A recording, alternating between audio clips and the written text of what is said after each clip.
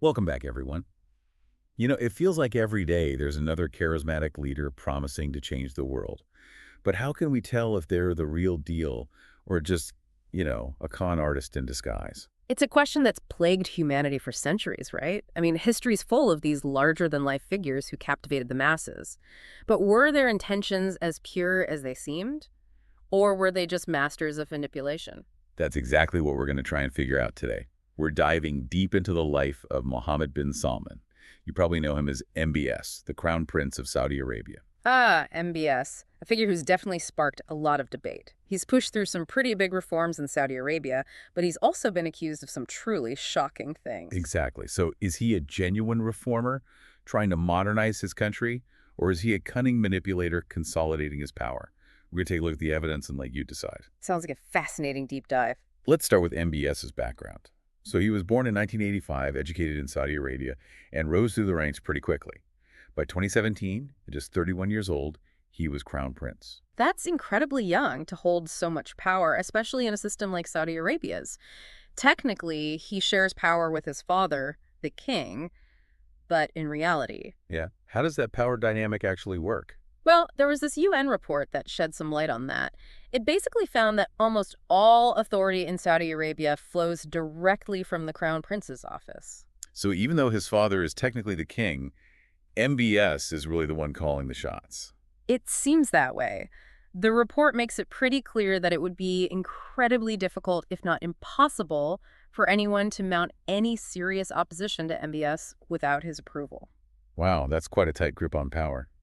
But at the same time, MBS has presented himself as this reformer, granting women the right to drive, easing social restrictions, trying to modernize the country. Right, and those reforms did get a lot of international attention. For a while, he was hailed as this progressive force in the Middle East, but there's this other side to the story, too. Oh, yeah. While he was introducing those reforms, MBS was also overseeing a pretty intense crackdown on dissent. Basically, anyone who dared to criticize him or his policies ended up silenced. So it's like two sides of the same coin, modernization and repression, all happening at the same time. Can you give us some concrete examples of that crackdown? Absolutely. We saw intellectuals, activists, anyone who spoke out against MBS being detained. There are even reports that some members of the royal family were detained at the Ritz-Carlton in Riyadh back in 2017. Wait, hold on. Detained at the Ritz-Carlton. Yeah, not your typical prison. It's almost like a gilded cage. It speaks volumes about the kind of power MBS wields and how he uses it to silence any opposition. It's a pretty chilling thought, isn't it?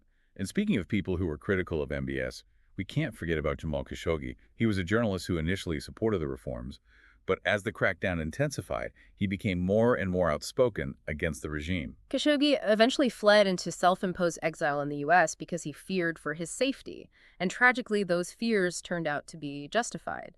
Yeah, his story is a stark reminder of the risks that journalists and critics take when they challenge powerful people like MBS. His disappearance and murder sent shockwaves around the world. It was October 2nd, 2018, when he walked into the Saudi consulate in Istanbul to get some documents for his upcoming marriage. He never walked out. It's a story that gripped the world. At first, the Saudis denied any involvement. They claimed Khashoggi had just left the consulate unharmed.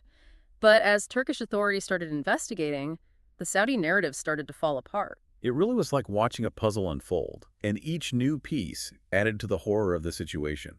First, they said he left. Then it was a fistfight inside the consulate. Then finally, they admitted it was a premeditated killing. It was a truly gruesome discovery. They had audio recordings, surveillance footage, witness accounts. It all pointed to a horrifying conclusion. Turkish officials revealed that Khashoggi had been strangled and dismembered by a 15-man hit squad that was sent from Saudi Arabia. And to this day, his remains have never been found. It wasn't just a murder. It was a brutal execution designed to send a message. And that message had global repercussions. Right. It raised serious questions about just how far MBS was willing to go to silence his critics and how much control he had over the levers of power in Saudi Arabia. I mean, the UN Special Rapporteur, Agnes Callamard, concluded that Saudi Arabia was responsible for Khashoggi's murder and that there was credible evidence linking MBS to it. So even though MBS denies any involvement, there's strong evidence that suggests otherwise. It's hard to ignore the evidence, especially when you consider the power structure in Saudi Arabia. It's highly unlikely that an operation of that scale and audacity could have happened without at least his knowledge, if not his direct authorization. And this case led to international condemnation. Did anyone face consequences for this horrific act? There was a trial in Saudi Arabia, but it was shrouded in secrecy and widely criticized for its lack of transparency. 5 individuals were sentenced to death sentences that were later commuted to 20 years in prison. But many believe that the real masterminds, the ones who ordered the assassination, were never held accountable. It sounds like a blatant attempt to protect those truly responsible. That's the perception many international observers and human rights organizations have. Saud al-Qahtani, a close aide to MBS, was identified as a key figure in the operation, but he wasn't even charged. So if he was so central to the plot, why wasn't he held accountable? That's a question that continues to baffle many people. He was sanctioned by the U.S. for his alleged role, but there are reports suggesting that he's still working with MBS. It makes you wonder about the rule of law and accountability within Saudi Arabia. It certainly casts a shadow over MBS and his regime. Is he truly a reformer, or is this all just a carefully crafted facade to consolidate power while eliminating his opponents? And that brings us back to that fundamental question, doesn't it? The contrast between his reforms and his alleged involvement in such a brutal act is truly jarring. Absolutely. On one hand, you have these seemingly progressive policies, and on the other, there's this ruthlessness and violence. It creates a really complicated picture of the man, and it makes it incredibly difficult to discern his true intentions. Is he truly a reformer, or is he simply an incredibly skilled manipulator? It's a puzzle, that's for sure. And we're going to keep trying to put the pieces together as we dig deeper into MBS's actions and their consequences. But for now, we'll leave you with that question. Reformer or manipulator? What do you think? It's a puzzle, and it's not just about his actions within Saudi Arabia either. MBS has also been making waves on the international stage.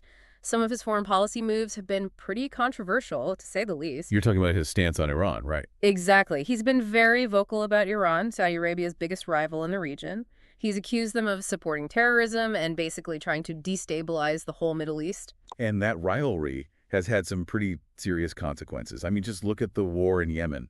The war in Yemen is a tragic example of how these regional power struggles can have absolutely devastating consequences for ordinary people.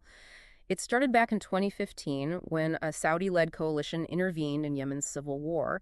And since then, it's just spiraled into this horrific humanitarian crisis. It's heartbreaking. Millions of people are on the brink of famine. There have been countless reports of civilian casualties from the Saudi-led airstrikes. The UN has called it the world's worst humanitarian crisis. And a lot of fingers are pointed at MBS. How so?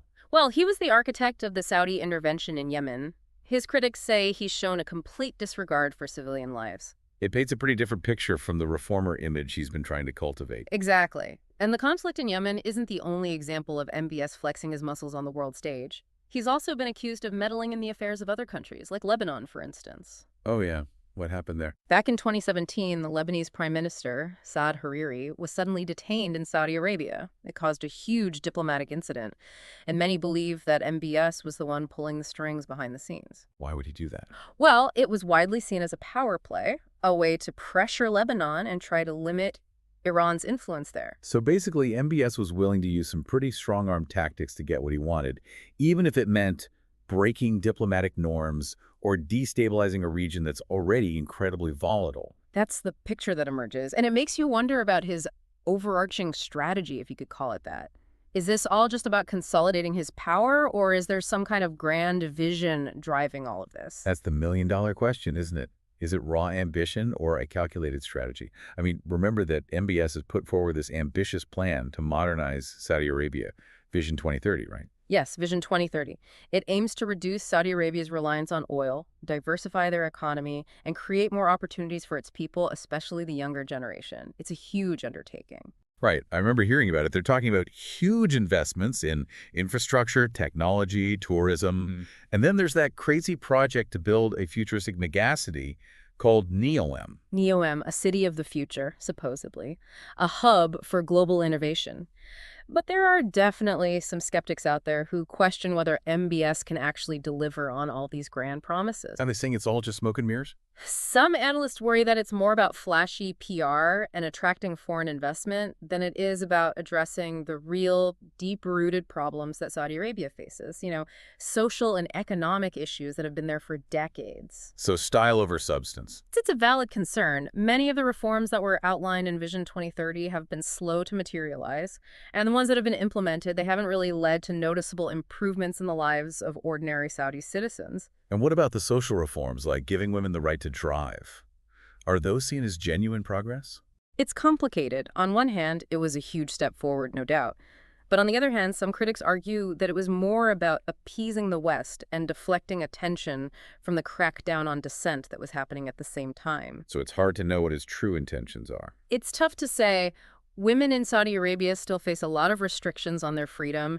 The guardianship system is still in place, which limits their autonomy in so many ways. So, there's still a long way to go. So the debate continues, right? Is MBS truly committed to reforming Saudi Arabia? Or is he just using these reforms to advance his own agenda? It's a question that people are grappling with. Some people see him as a visionary leader, a bold reformer who's trying to bring Saudi Arabia into the 21st century. Others see him as a ruthless autocrat who's hiding behind the language of reform to mask his authoritarian tendencies. It's tough to reconcile those two contrasting views. It is. The question of his motivations, his true intentions, remains a mystery.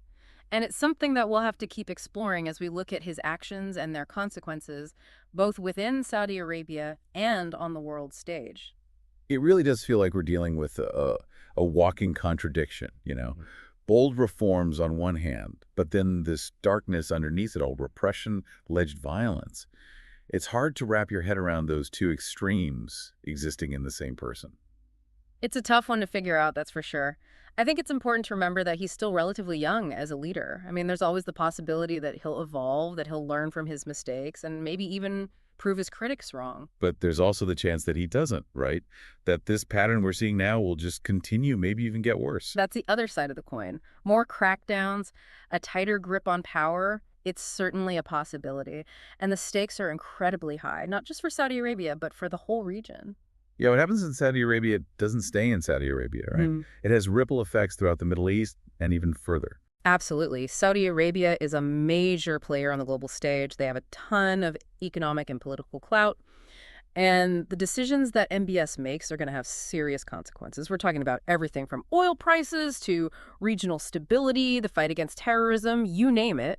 It makes you think about how the rest of the world should be dealing with someone like MBS. How do you balance concerns about human rights and democracy with these strategic and economic interests? It's a tough one. A real dilemma. Lots of countries, especially in the West, have close ties to Saudi Arabia, right? They rely on Saudi oil and they see the kingdom as a crucial ally in the fight against terrorism. But they also can't just ignore what's happening there. The human rights situation, the allegations of violence. It's a tricky balancing act. It's hard to know how to engage with a regime that has such a problematic track record when it comes to human rights. So where does that leave us with our original question? Visionary or con artist? After everything we've learned, where do you land? If I'm being honest, there's no easy answer. It's not a simple yes or no. MBS is just too complex for that. I could see that. There's no denying he's brought about some big changes, reforms that could have a positive impact on Saudi Arabia in the long run. But then there's that other side, silencing critics, the allegations of violence and brutality. It's a lot to reconcile. He's full of contradictions, that's for sure. Progress and repression all rolled into one. And at the end of the day, it's up to each of you listening to weigh the evidence and decide for yourselves. That's what this deep dive has really been about, right? Yeah. Not giving you a definitive answer, but giving you the information you need to form your own conclusions about MBS and his legacy. Exactly. We're living in a world where we're bombarded with information all the time. And it's more important than ever to develop those critical thinking skills. Don't just take what you hear at face value. Dig a little deeper, look at the evidence, think about different perspectives, and then come to your own informed conclusions. Couldn't have said it better myself. And the thing is, the story of MBS isn't over. He's still young. He could still surprise us. Maybe he'll become that transformative leader that some people believe he can be. Or maybe he'll just double down on the authoritarianism that we've seen so far. Only time will tell. But one thing's for sure. The world is going to be watching his every move.